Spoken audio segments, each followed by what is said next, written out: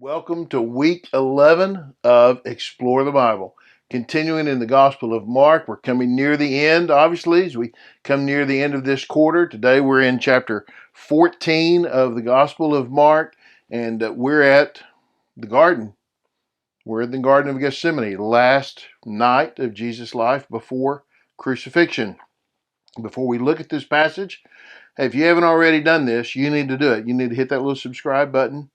Please like the video, comment. If you've got questions, put those in there. Share it with somebody else. If you want to support what we're doing, go to give.exposedtochrist.com and you can help support what's going on in our teaching and our mission work. So let's look. Mark 14. Then they came to a place named Gethsemane, and he told his disciples, "Sit here while I pray." And he took Peter, James, and John with him, and he began to be deeply distressed and troubled. And he said to them, "I am deeply grieved to the point of death. Remain here and stay awake." Okay, so they're in Gethsemane, and Jesus divides them up into two groups. And this is one of the places where it's very clearly seen that Peter, James, and John are what we might call an inner circle. Because he tells the disciples, "You sit here, I'm going to go pray." And then he takes Peter, James, and John with him. And he goes a little bit further on, right? And he's telling them, "I am deeply distressed. I'm troubled, right? I'm grieved to the point of death."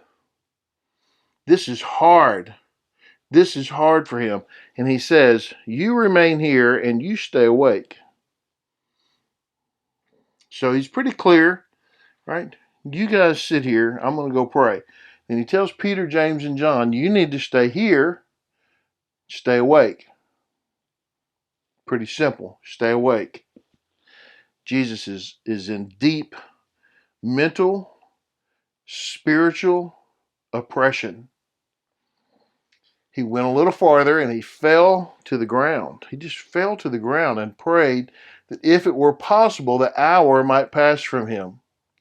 And he said, "Abba, Father, all things are possible for you.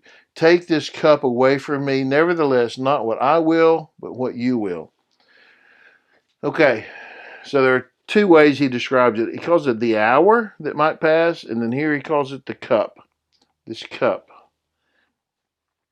Hour is maybe the time, right? The experience through this. And cup clearly speaks to the cup of wrath, the cup of God's wrath. Jesus knows that what's about to happen is that he is going to the cross, but what he really knows about that, even more than that, is that he is about to, on the cross, experience God's wrath. That's what happens on the cross. That the wrath of God is poured out on Christ instead of us. That's what's going on the cross. And he knows he's about to receive the cup of God's wrath. He knows that's about to happen. So his prayer is, "Look, all things are possible. Take it away from me." Can you take it away? Do I have to go through this? Is there another way? Is there any other way to make this happen? But not what I will, but what you will. You see the oppression that's on him when he talks to his disciples. He tells them he's deeply grieved to the point of death, that it's very overwhelming for him. One of the other Gospels talks about him praying until there's literally blood pouring out of his pores, right? Here he just goes and he falls to the ground. Not he goes to the ground, not that he kneels to the ground, but that he fell to the ground. He's overwhelmed and he just falls on his face to the ground and he's praying, right? If it's possible, can this pass from me? Is there any other way that this could happen? He's crying out to Abba, Father. That's interesting, right? That it's not just Father, which is revolutionary. When Jesus gives them, "Here's how you pray, our Father who art in heaven," that's revolutionary to talk to God as Father. But here, even more, to call him Abba, Father, this very tender, intimate word. Abba, Father, if it's possible, if there's any other way, I know with you all things are possible, but if it's not possible for this to happen, then not my will, but yours. It's intense, isn't it? And then he came and he found them sleeping. Now what did he say? He said, "Stay awake," right? And then he gets here and they are sleeping. And he said to Peter, "Simon, why, you're sleeping. Couldn't you stay awake 1 hour? Couldn't you stay awake for an hour? He's been praying for an hour. Stay awake and pray so that you won't enter into temptation. So here it's stay awake and pray. The spirit is willing, but the flesh is weak. This is interesting to me. I think, this speaks some to Peter, right? He wants to, but he's tired.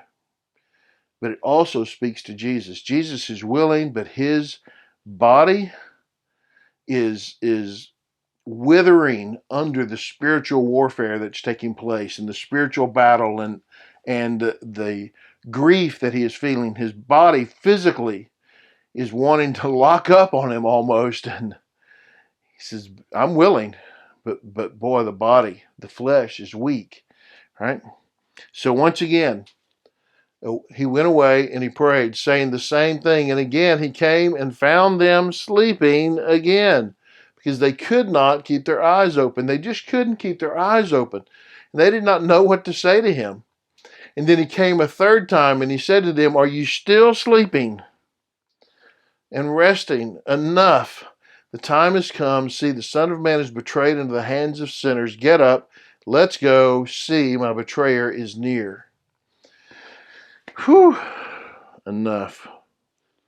Look, he's gone 3 times, right? The third time. So 3 times he's gone to pray.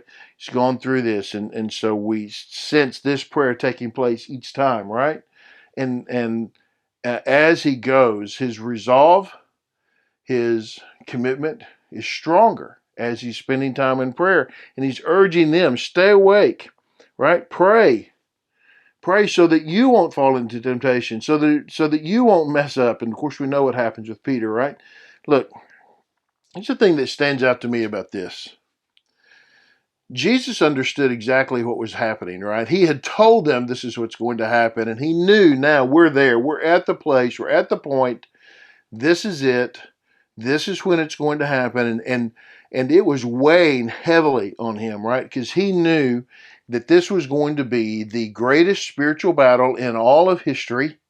And he knew that he was going to be at the center of it, and that he physically was going to suffer all of the wrath of God in that moment on him. He was going to suffer all of that. So he knew that it was important that he be spiritually prepared. But he also knew what the disciples were about to go through, right? He knew what they were going to have to watch. He knew what they were going to have to endure. He knew how they were going to be attacked and what was going to happen to them. And he knew not only that he needed a willing and a strong spirit and flesh, but so did his disciples. They needed it too. They needed to be prayed up. The problem is, Jesus was, and they weren't, because they were tired and they were sleeping. And the thing about it is, Jesus knows what's going to happen and how hard it's going to be and how difficult, but we don't. We don't, it's right around the corner and we're not prepared. You're sleeping. The disciples didn't know. They didn't understand. Look, the time has come. The time has come. It's here. And whether you're ready or not, the time has come. Well, if there ever was an encouragement to us to be ready, and we talked about this last week, right? Being alert for the return, but being ready for whatever we may have to go through. You never know when you wake up in the morning what you're going to face that day, potentially. You just don't know how your entire life may be completely overrun, overturned, turned upside down. You just don't know. So be ready. Be going through the process of becoming spiritually prepared for whatever may happen. We can know something's probably going to happen at some point in our life, right? Because that's the way life is. We need to be getting ready, consistently growing, because it's going to come. Be ready for it. Don't be found sleeping, where we just, look, and even if that's the case, the Lord will walk with us through it. But goodness, it'd be easier, wouldn't it, if we were ready? Wouldn't it be easier? Hey, thanks for watching. God bless you for teaching We thank all of you that teach week after week. May the Lord teach you through this and help you grow and be a great teacher.